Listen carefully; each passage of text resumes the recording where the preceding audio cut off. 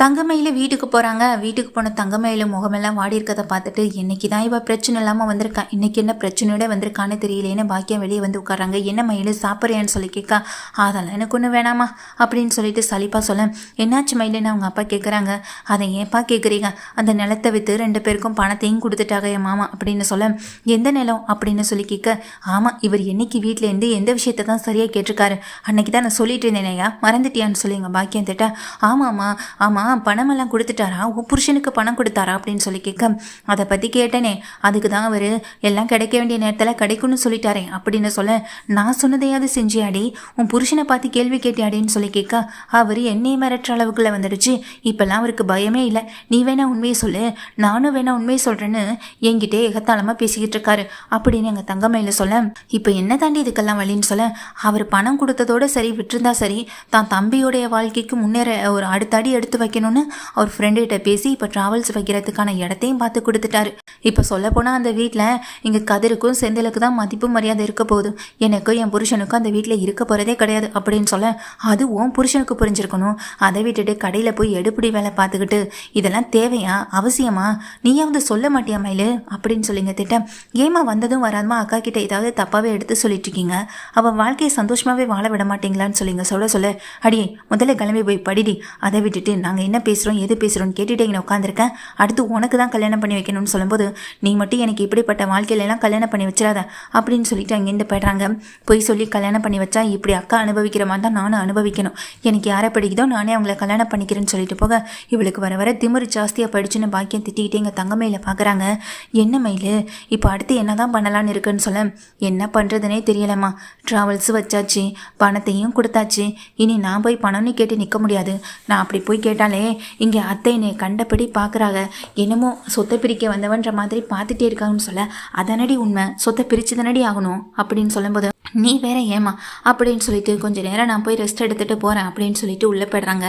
பாத்தியாயா நம்ம பொண்ணு அந்த வீட்டில் எம்புட்டு கஷ்டத்தை அனுபவிச்சுட்டு இருக்கா பாருன்னு சொல்ல, இதெல்லாம் கேட்டுட்டு அவங்க அப்பாவும் அமைதியாகவே உட்காந்துருக்காங்க, ரொம்ப கவலையோடய உட்காந்துருக்காங்க. தங்கமயிலும் கொஞ்சம் நேரத்தில் கிளம்பி வீட்டுக்கு போய்ட்றாங்க. வீட்டுக்கு போனதுக்கு பிறகு அங்கே பாக்கியம் கேட்குறாங்க, அங்கே கோமதி கேட்குறாங்க, என்ன மயிலு அம்மா நல்லா இருக்காங்களா, அப்பா நல்லா இருக்காங்களா, உடம்பு போய் பார்த்துட்டு வந்தியான்னு சொல்லி கேட்க, நல்லா இருக்காங்க தன்னு சொல்லிட்டு உள்ளே போகிறாங்க. என்னாச்சு இவளுக்கு வெளியில் போய்ட்டு வந்தது தலைவலியாக இருக்குமோ அப்படின்னு நினச்சிட்டு அங்கே கோமதி உள்ளே போய்ட்றாங்க. கொஞ்ச நேரத்தில் அதாவது நைட்டு எல்லாருமே கடையிலேருந்து வீட்டுக்கு வந்ததுக்கு பிறகு வீட்டு வாசலில் சத்தம் கேட்குது. என்னன்னு போய் பார்த்தா இங்கே தங்கமயிலோடைய அப்பா நல்லாவே தண்ணி அடிச்சுட்டு ட்ரிங்க்ஸ் பண்ணிவிட்டு வாசலில் வந்து நிற்கிறாங்க.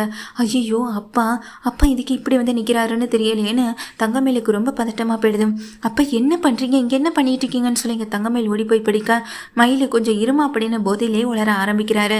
நான் உன்னை நல்ல இடம்னு சொல்லி தானே கல்யாணம் பண்ணி கொடுத்தேன், ஆனால் எல்லாரும் சேர்ந்து என் பொண்ணை ஏமாத்திட்டு இருக்கீங்க இந்த வீட்டில் அப்படின்னு சொல்ல, நாங்கள் ஏமாத்துறோமா, என்ன பேசுகிறீங்க சம்மந்தி, நீங்கள் முதல்ல உள்ளே வாங்க அப்படின்னு சொல்ல, நான் ஒன்றும் உள்ளே வந்து உட்காந்து பேசுகிறதுக்காகலாம் வரல, என் பொண்ணுக்கு நீங்கள் என்ன பண்ண போகிறீங்க அதை முதல்ல சொல்லுங்கள் அப்படின்னு சொல்ல, இதை கேட்டுட்டு பாண்டியனும் என்ன மயிலு என்னடா சரவணாதலான்னு சொல்ல, சரவணன் பக்கத்தில் வராங்க. முதல்ல நீங்கள் கிளம்புங்க மாமா, வீட்டுக்கு போங்க, எதுவாக இருந்தாலும் காலையில் வந்து பேசிக்கலான்னு சொல்லி இங்கே சரவணன் சொல்ல, ஆமாப்பா நீங்கள் தங்கமயிலே உழவு கெஞ்சுறாங்க, இல்லை மாட்டேன், நான் பேச வேண்டிய விஷயத்த பேசிட்டு தான் போவேன், இங்கே தான் இருப்பேன் அப்படின்னு விடாப்படியாக தங்கமயிலுடைய அப்பா நிற்கிறாங்க.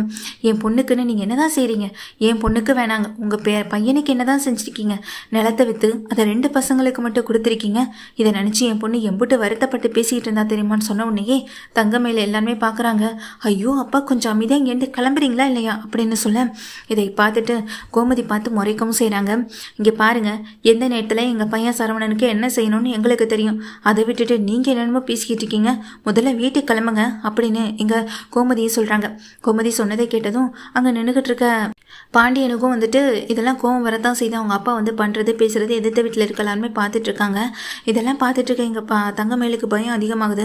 அப்பா முதல்ல சொல்கிறேன்லப்பா கிளம்புங்கப்பான்னு சொல்லி அழுதப்படியே போய் படிக்க, எதுக்கு மேலே அழுகிறேன், அந்த வீட்டில் இந்த வரை நீ கஷ்டப்பட்டது அழுததெல்லாம் பார்த்தாதான் புகுந்த வீட்டுக்கு வந்து உனக்கு இதே நிலைமை தானா, ஒரு பெத்த அப்பனா என்னால் தான் உனக்கு எதுவுமே செய்ய முடியலை, உன்னை சரியாக படிக்க வைக்க முடியலை, 12வது வரை நானும் எட்டிவிட்டேன், அதுக்கப்புறமா இங்கே நகையெல்லாம் போட்டு கல்யாணமும் பண்ணி கொடுக்க முடியல, என் பொண்டாட்டி பாக்கியத்தால் தான் ஏதோ 10 பவுன் நகையாவது எங்களால் உனக்கு போடவும் முடிஞ்சுது, அதுவும் இல்லாமல் மீதி 70 பவுன் நகை இங்கே வெறும் கவரிங் நகை தான், அதெல்லாம் தெரிஞ்சா கண்டிப்பாக இந்த வீட்டில் இருக்கவங்க கோவம் வரத்தான் செய்யும், என் பொண்ணுக்கு தான் என்னால் எதையுமே செய்ய முடியலை. ஆனால் நீங்களாவது உங்கள் பையனுக்கு ஏதாவது செய்வீங்கன்னு பார்த்தா கடைசியில் உங்கள் பையனே நீங்கள் கை வரிச்சிட்டிங்களே. இப்படியெல்லாம் ஒரு சம்மந்தி வீட்டில் நடக்கணும்னு எதிர்பார்த்தேனா? என் பொண்ணை திரும்பவும் கஷ்டப்படுற அளவுக்கு வந்துட்டாலே சொல்லி ரொம்ப அழுது புலம்ப வீட்டில் இருக்க எல்லாரும் அவங்க அப்பா சொன்னதை கேட்டு ஆடி போய் நிற்கிறாங்க. உன்னை மயில சொல்கிறாங்க, இல்லை அப்பா ஏதோ இங்கே போதையில் உளறிக்கிட்டு இருக்காரு, அவர் சொல்கிறது எதுவுமே உண்மை கிடையாது, யாரும் எதுவும் நம்பாதீங்கன்னு சொல்ல, மயிலு உன்னை நினச்சி ரொம்ப கஷ்டமாக இருக்கு மயிலு அப்படின்னு அவர் வந்துட்டு கண்ணு கூட முழிக்க முடியாத நிலைமையில இங்கே கீழே உட்காந்து புலம்பு செய்கிறாரு. கல்யாணமே ஆகாமல் 31 வயசு வரையும் வீட்டில் இருந்தேன், 31 வயசில் தான் உனக்கே கல்யாணம் ஆணுச்சு அப்படின்னு சொன்னதும் இதை கேட்ட எங்கள் கோமதி, என்னடி 31 வயசு அப்படி இப்படின்னுலாம் சொல்லிட்டு இருக்காரு, நகை விஷயம் அது இதுன்னு என்னென்னமோ சொல்கிறாரு, நீ அவர் ஏதோ போதையில் உளறதா சொல்கிறேன்னு சொல்ல, அதானே எல்லாம் உள்ளே போனால் தான் உள்ளே இருக்கிறது எல்லாமே உண்மையெல்லாம் வெளியே வரும்னு சொல்லுவாங்க, நான் நீ என்னம்மா இப்படி சொல்கிறேன்னு அங்கே பழனியை சொல்ல, அங்கே நின்றுக்கிட்டு இருக்க கதிர்ராஜிக்கு இந்த விஷயம் உண்மைன்னு புரியுது, நகை விஷயம் படிப்பு விஷயம் உண்மைன்னு இங்கே சரவணனுக்கு தெரியுது. ஆனால் நகை விஷயத்தை பற்றி சரவணன் அப்போ தான் முதல் தடவையாக இங்கே யோசிக்கவும் செய்கிறாங்க.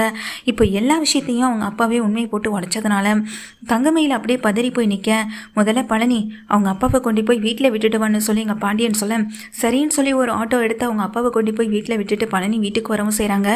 வீட்டில் இங்கே எல்லாரும் முன்னாடியும் தங்கமயில் நிற்க, மயிலு நீ நடந்த விஷயத்த நீயே சொல்லுமா, என்னாச்சு உங்கள் அப்பா ஏன் இப்படியெல்லாம் வந்து பேசிக்கிட்டு இருக்கான்னு சொல்ல, அதான் எனக்கும் தெரியல, அம்மாவுக்கும் அப்பாவுக்கும் ஏதாவது பிரச்சனை இருந்தால் அப்பப்போ அப்பா இது மாதிரி செய்ய தான் செய்வார் அப்படின்னு சொல்லிங்க தங்கமயில் சொல்ல, அவர் சொன்னதெல்லாம் உண்மையாக பொய்யாடி, எனக்கு மண்டையை வெடிச்சிடும் போல இருக்கு, முதல்ல என்ன தாண்டி நடக்குது அதை சொல்லடி முதல்லன்னு சொல்லும்போது, இதில் நாம ஏமா சந்தேகப்பட்டுக்கிட்டு பேங்க்ல இருக்க நகையை எடுத்துகிட்டு வந்து வீட்டில் எல்லாருக்கிட்டையும் நம்ம பார்த்துட்டாலே போதுமே, எது உண்மை எது பொய்ன்னு நமக்கு தெரியாமலா போயிட போகுது அப்படின்னு சரவணன் சொல்ல, இல்லை அதெல்லாம் வேணாம், அப்பா சொன்னதை வச்சு நீங்கள் இதெல்லாம் வந்துட்டு தப்பாக நினச்சிக்க வேண்டிய சொல்லும்போது சரவணன் வந்துட்டு, இல்லை மயில் எல்லாருக்கும் இருக்க சந்தேகத்தை சரி பண்ணிடுறதும் நல்லது தானேன்னு சொல்லிடுறாங்க.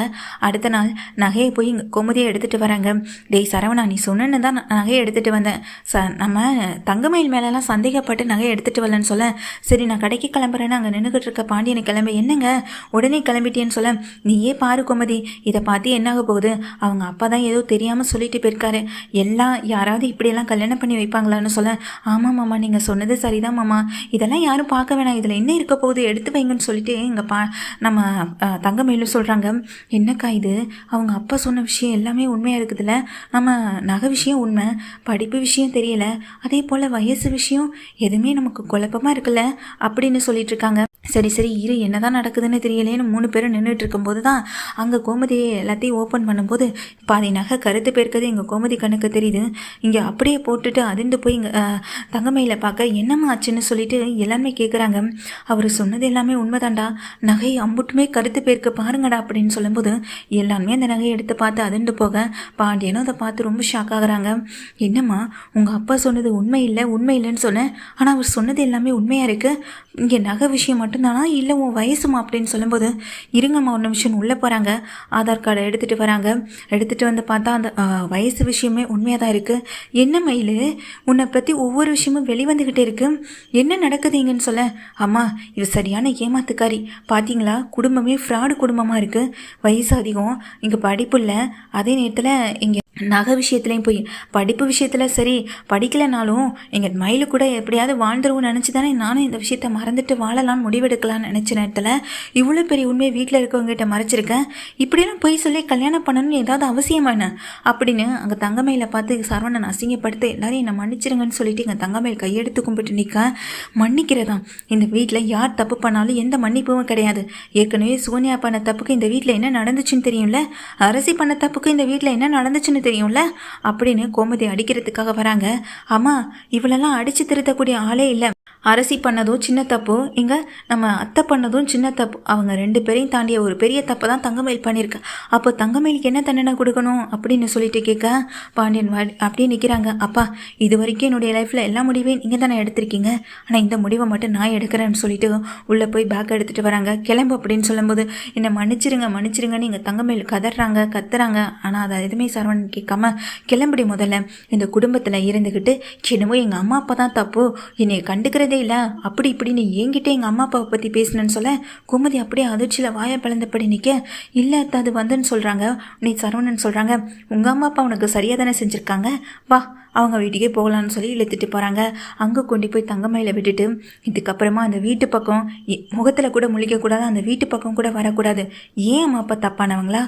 அம்மா அப்பா தான் தப்பானவங்க, இப்போனாலும் தெரிஞ்சுக்கோ அப்படின்னு சொல்லிட்டு உன் வாழ்க்கை கெட்டு போகிறதுக்கு காரணமே அவங்க தான் அப்படின்னு சொல்லி வாசலே விட்டுட்டு இங்கே பயங்கரமாக திட்டிட்டு போக தங்கமயில் அழுதபடியே பேக்கை தூக்கிட்டு உள்ளே போகவும் செய்கிறாங்க.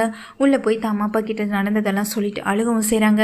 இதை கேட்டுட்டு பாக்கியம் வந்துட்டு அவங்க வீட்டுக்காரை போட்டு அடிக்கவும் செய்ய, நான் என்ன வேணும் நான் செஞ்சேன், தங்கமயில் அழுது புலம்புனதை பார்த்து தாங்க முடியாமல் நானும் அந்த வீட்டுக்கு போய் நியாயம் கேட்க போனேன்னு சொல்ல, நியாயத்தை கேட்க போனியா, உண்மையை சொல்ல போனியா? என் பொண்ணு வாழ்க்கையில் இவ்வளோ பெரிய இடியை தூக்கி போட்டுட்டே நீ நான் என்னையா பதில் சொல்லுவேன்? அக்கம் பக்கத்தில் இருக்கவங்களுக்கு என்னத்தை பதில் சொல்ல போகிறேன்? அடுத்து ஒரு திருக்காவலை நான் எப்படி கரைச்சிக்க போகிறேன்னு தெரியாமல் எங்கள் பாக்கியம் அழுது புலம்ப எங்கள் தங்கமயில பேசாமல் யார்கிட்டையும் பேசாமல் உள்ள ரூம்குள்ளே போய் கதவையும் சாத்திக்கிறாங்க. வீட்டில் இருக்க அத்தனை பேருக்குமே அங்கே பயங்கர ஷாக்கிங்காக இருக்குது. இங்கே தங்கமயில் பற்றின விஷயம் எல்லாம் தெரிஞ்சு இவ்வளோ பெரிய உண்மையெல்லாம் மறைச்சுமா போய் சொல்லுவாங்கன்னு சுகன்யா வேற பத்தாத்துக்கு ஏற்றி விட தான் செய்கிறாங்க.